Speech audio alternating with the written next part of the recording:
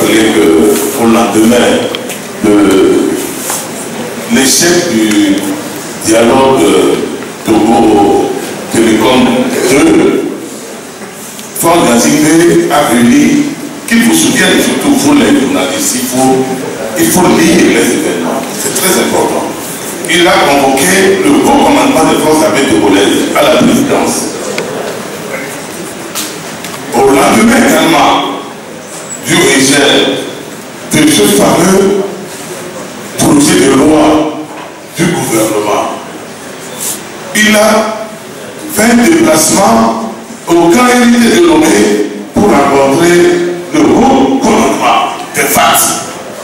À l'heure où je vous parle, il est en train d'aller de caserne en caserne pour tenir des discours qu'un chef d'État en principe ne doit pas tenir. Voilà. Mais tout cela doit vous interpeller et nous interpeller également.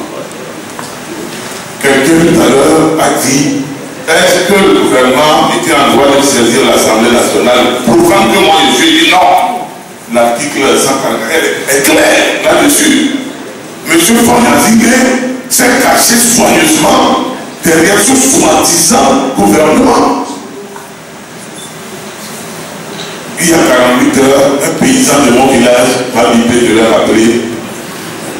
Et il me dit que, mon ami, est-ce que nous pourrons, cette affaire-là, mais que comment M. Faure, entendez bien, comment M. Faure Gnassingbé peut faire introduire une loi et en même temps dire à sa propre majorité de ne pas la voter et que c'est l'opposition qui vote la loi que Faure Gnassingbé a envoyée. Donc lui conclut que Faure Gnassingbé a un problème de l'oreille au sang. Oui, puisque ce sont les députés de l'opposition qui ont voté ce que lui, mais c'est qui en réalité le chef de l'exécutif? C'est lui. C'est lui le chef de l'exécutif. On parle de nationalité. Vous voyez tout ce parterre de textes bien faits là, écrit dans un accord politique qu'il faut autoriser M. Faure Gnassingbé à faire encore 10 ans. On n'écrit pas des choses comme ça. Nous ne sommes pas là pour suivre et faire des lois personnelles. Je voudrais terminer en vous disant que par moment même l'homme a envie de vomir quand il entend certains. Parce qu'il y a le chef du groupe parlementaire de la majorité à l'Assemblée nationale qui a dit sur les antennes que ce n'est pas le gouvernement qui a présenté ce projet de réforme. Mais attendez, il y a un problème.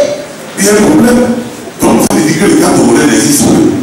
Vous comprenez? Alors, de grâce, ouvrons les yeux, parce qu'il y a quelque chose de sérieux qui est en train de vouloir se passer au Togo. N'oubliez pas les conditions dans lesquelles ce monsieur vient au pouvoir. Il a fait un coup d'État militaire. Ne l'oubliez jamais et ne le prenez pas de vue. Voilà.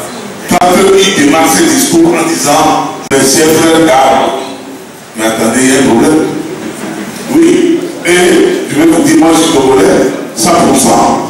Mais aucun de mes enfants n'ira faire le collège Saint-Cyr ou Etkidan. Attention, je parle sous le contrôle de beaucoup qui connaissent la France.